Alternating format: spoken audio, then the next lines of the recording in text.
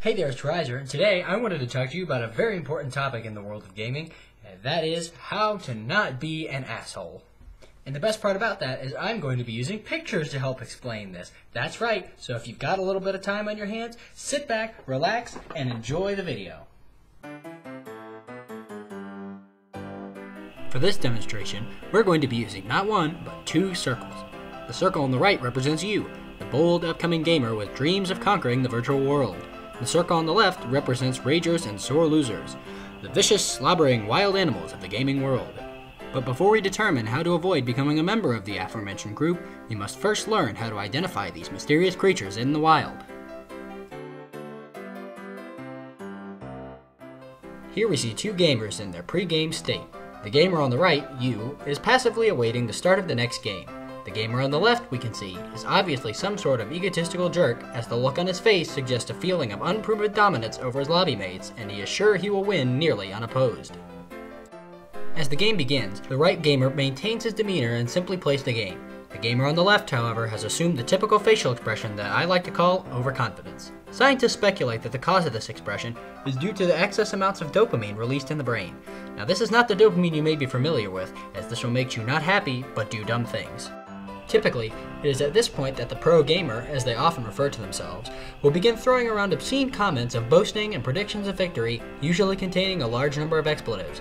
Despite the left gamer's feelings of paramount skill, most other gamers in the lobby usually think differently. The left gamer will continue to feel cocky, and the dopamine will continue to flow freely in his brain until someone begins to surpass him. Should his score drop below that of anyone else, the stages of exitus furor or rage quit will rapidly begin to take place. As his score drops to 10% lower than that of his surpasser, he will begin to get frustrated. This usually brings him to begin taunting his challenger by denouncing the latter's style of play and telling him to leave the game. Here's a quick glimpse of what Stage 1 might look like in real life. SP Prestige with the faggot-ass KSG.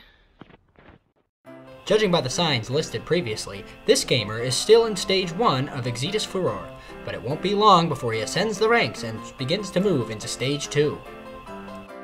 If the challenger turned conqueror of the left gamer, like the one you just saw, reaches a score that is 30 to 40% higher than the left gamer, he will advance in the stages of exitus furor to Stage 2. This usually involves shouting and fits of anger whenever something does not go the way they planned. It is not until this stage or higher, depending on his or her apathy of such things, that the right gamer will take notice of the left gamer's increasing frustration levels. It is now that we reach the final stage of exitus furor. This stage includes fits of destructive behavior, vows to murder the player or players who defeated him, loud slamming and crashing noises, assorted screaming, and many other often random symptoms. While this stage occurs only rarely, it is worth mentioning due to the simply ridiculous behavior of Stage 3 ragers. In the event you are lucky enough to encounter one, make sure to record the event and post it online for the rest of us to laugh at. Now that you are aware of the symptoms of a rager, ask yourself one thing: do I do any of these things?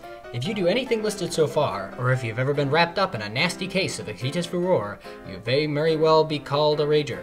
But what can I do, you might be asking? Well, coming up, I will explain the simple things you can do to avoid raging, as well as to simply not be a sleazy online jerk.